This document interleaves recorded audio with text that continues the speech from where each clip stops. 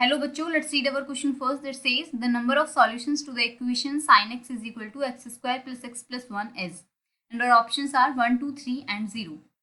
तो देखो, सबसे पहले हम इस क्वेश्चन का की कॉन्सेप्ट देख लेते हैं.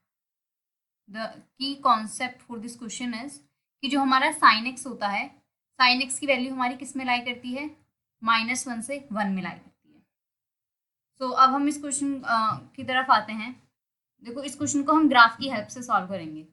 तो sin x का हमारा क्या ग्राफ होता है, ऐसे कंटिन्यू होता है.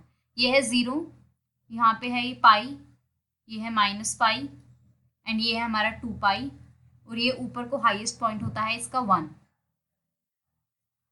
एंड ये नीचे कितने होता है -1. ये तो हो गया हमारा sin x का ग्राफ.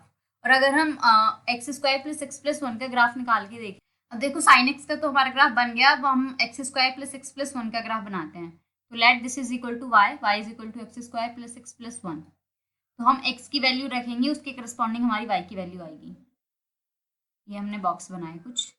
x की वैल्यू अगर हमने 0 रखी तो हमारी y की वैल्यू कितनी आई 1.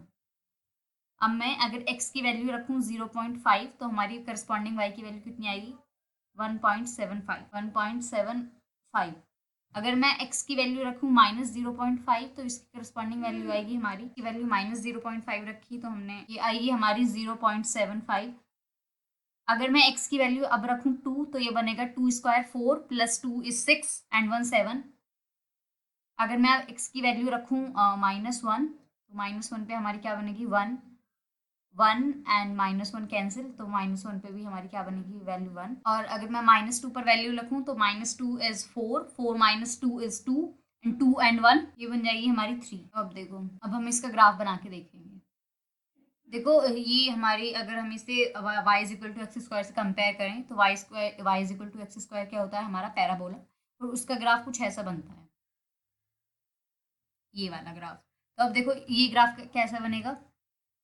ये हो गया हमारा x एक्सिस एंड ये हो गई हमारी y एक्सिस.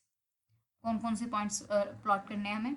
एक तो 0 1, x की वैल्यू 0, y की वैल्यू 1, तो ये हो गया ये वाला पॉइंट एक. उसके बाद सेकंड पॉइंट इज x की वैल्यू 0.5, y की वैल्यू 1.5. तो x की वैल्यू ये है सपोज 1, तो ये हो गई 0.5 और ये होगी 1.75. ये तो हमारी 1 थी तो यहाँ पे कहीं 1.75 बनेगा यहाँ पे. उसके बाद x की वैल्यू हो गई हमारी -0.5 और y की वैल्यू 0.75. तो यहाँ पे कहीं 1 है तो यहाँ पे मैंने -0.5 समझ लिया. ये x डैश है हमारी, तो ये बनेगा 0.75 कहीं इधर बनेगा हमारा. उसके बाद क्या है हमारा 2 की वैल्यू आएगी 7, तो x की वैल्यू हमने रखी 2 तो y की वैल्यू कहीं 7 बहुत ऊपर पहुँच जाएगी.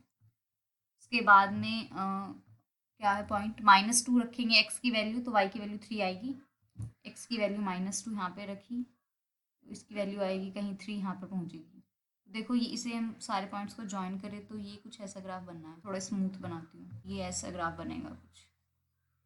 तो अगर देखो हम इसमें sin x का ग्राफ बनाए तो sin x का ग्राफ इसमें कैसे बनेगा हमारा कुछ ऐसा ऐसा होता है ना. sin x का ग्राफ हमारा ऐसा जाएगा. और ये कहीं भी हमारा जो y is equal to x square plus x 1 का ग्राफ है वो इसको टच नहीं करेगा किसी भी पॉइंट पर. हमारा ये किसका ग्राफ है हमारा sin x का. अब देखो क्लियरली देखो हमारा y is equal to x square plus x plus 1 and sin x कहीं पर भी इंटरसेक्ट नहीं करते हैं. इट मीन्स इन दोनों का कोई भी कॉमन सॉल्यूशन नहीं बनेगा. This implies our sin x is equal to x square plus x plus 1. ये नो इंटरसेक्ट ही नहीं करते. And this implies they have no solutions. And no solutions means it have 0 solutions. हमारा option में कौन सा option correct होगा. So our option number D is the correct option for this question. Hope you understood it well. Best of luck. Thank you.